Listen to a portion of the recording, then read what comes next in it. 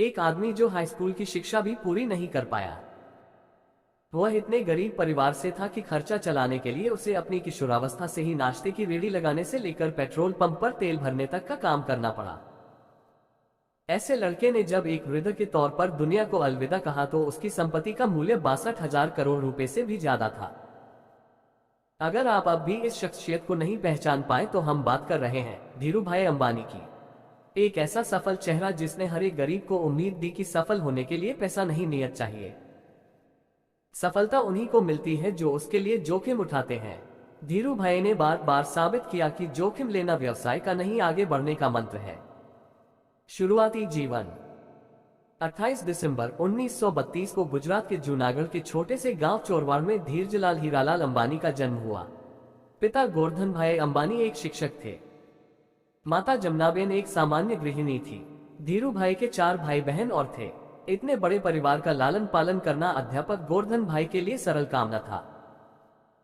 एक समय ऐसा आया कि आर्थिक परेशानियों की वजह से धीरूभाई को पढ़ाई बीच में ही छोड़नी पड़ी और उनकी स्कूली शिक्षा भी अधूरी रह गई। पिता की मदद करने के लिए धीरूभाई ने छोटे मोटे काम करने शुरू कर दिए। व्यावसायिक सफर की शुरुआत ही यह उदाहरण की हर एक सफलता के पीछे ढेरों असफलताएं छुपी हुई होती है। धीरूभाई अंबानी पर एकदम सटीक खरी उतरती हैं। पढ़ाई छोड़ने के बाद पहले पहल धीरूभाई ने फल और नाश्ता बेचने का काम शुरू किया, लेकिन कुछ खास फायदा नहीं हुआ। उन्होंने दिमाग लगाया और गांव के नजदीक स्थित धार्मिक पर्यटन स्थल गिरनार में पकोड़े बेचने का काम शुरू कर दिया। यह काम पूरी तरह आने वाले पर्यटकों पर निर्भर था, जो साल के कुछ समय तो अच्छा चलता था, बाकी समय इसमें कोई खास लाभ नहीं था। धीरूभाई ने इस काम को भी कुछ समय बाद बंद कर दिया। बिजनेस में मिली पहली 2 असफलताओं के बाद उनके पिता ने उन्हें नौकरी करने की सलाह दी। नौकरी के दौरान भी बिजनेस। धीरूभाई के बड़े भाई रमणीक भाई उन दिनों यमन में नौकरी किया करते थे। उनकी मदद से धीरूभाई को भी यमन जाने का मौका मिला। वहां उन्होंने शेल कंपनी के पेट्रोल पंप पर नौकरी की शुरुआत की और महज 2 साल में ही अपनी योग्यता की वजह से प्रबंधक के पद तक पहुंच गए। इस नौकरी के दौरान भी उनका मन इसमें कम और व्यवसाय करने के मौकों की तरफ ज्यादा रहा। उन्होंने उस हर एक संभावना पर इस समय में विचार किया कि किस तरह वे सफल बिजनेसमैन बन सकते हैं। 2 छोटी घटनाएं बिजनेस के प्रति उनके जुनून को बयां करती हैं। यह दोनों घटनाएं उस समय की है जब वे शेल कंपनी में अपनी सेवाएं दे रहे थे। जहां वे काम करते थे वहां काम करने वाला कर्मियों को चाय महज 25 पैसे में मिलती थी, लेकिन धीरूभाई पास ही एक बड़े होटल में चाय पीने जाते थे, जहां चाय के लिए 1 रुपया चुकाना पड़ता था। उनसे जब इसका कारण पूछा गया तो उन्होंने बताया कि उसे बड़े होटल में बड़े बड़े व्यापारी आते हैं और बिजनेस के बारे में बातें करते हैं। उन्हें ही सुनने जाता हूं ताकि व्यापार की बारीकियों को समझ सकूं। धीरूभाई ने अपने ही तरीके से बिजनेस मैनेजमेंट की शिक्षा ली, जिन्होंने आगे चलकर वॉटन और हार्वर्ड से पारंपरिक तरीके से डिग्री लेने वाले को नौकरी पर रखा।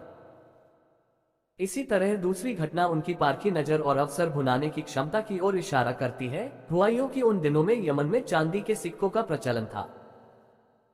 धीरूभाई को एहसास हुआ कि इन सिक्कों की चांदी का मूल्य सिक्कों के मूल्य से ज्यादा है और उन्होंने लंदन की एक कंपनी को इन सिक्कों को गलाकर आपूर्ति करनी शुरू कर दी। यमन की सरकार को जब तक इस बात का पता चलता वे मोटा मुनाफा कमा चुके थे। ये दोनों घटनाएं इशारा कर रही थी कि धीरूभाई अंबानी के पास एक सफल बिजनेसमैन बनने के सारे गुण हैं। चुनौतियां और सफलता।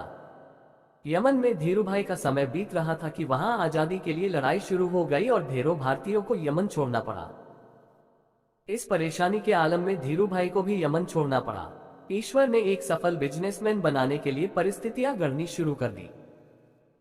इस नौकरी के चले जाने के बाद उन्होंने नौकरी की जगह बिजनेस करने का निर्णय लिया, लेकिन व्यवसाय शुरू करने के लिए पैसों की जरूरत थी। धीरूभाई के पास निवेश के लिए बड़ी रकम नहीं थी, इसलिए उन्होंने अपने मामा त्रयंबकलाल दामानी के साथ मसालों और शक्कर के व्यापार की शुरुआत की। यहीं पर रिलायंस कमर्शियल कॉरपोरेशन की नींव पड़ी। इसके बाद रिलायंस ने सूत के कारोबार में प्रवेश किया। यहां भी सफलता ने धीरूभाई के कदम में और जल्दी ही वे बॉम्बे सूत व्यापारी संघ के कर्ता धर्ता बन गए। यह बिजनेस जोखिमों से भरा हुआ था और उनके मामा को जोखिम पसंद नहीं था, इसलिए जल्दी ही दोनों के रास्ते अलग हो गए। इससे रिलायंस पर कोई खास फर्क नहीं पड़ा और 1966 में रिलायंस टेक्सटाइल्स अस्तित्व में आया। इसी साल रिलायंस ने अहमदाबाद के नरोदा में टेक्सटाइल मिल की स्थापना की। विमल की ब्रांडिंग इस तरह की गई कि जल्दी ही यह घर घर में पहचाना जाने लगा और विमल का कपड़ा घर बड़ा भारतीय नाम बन गया।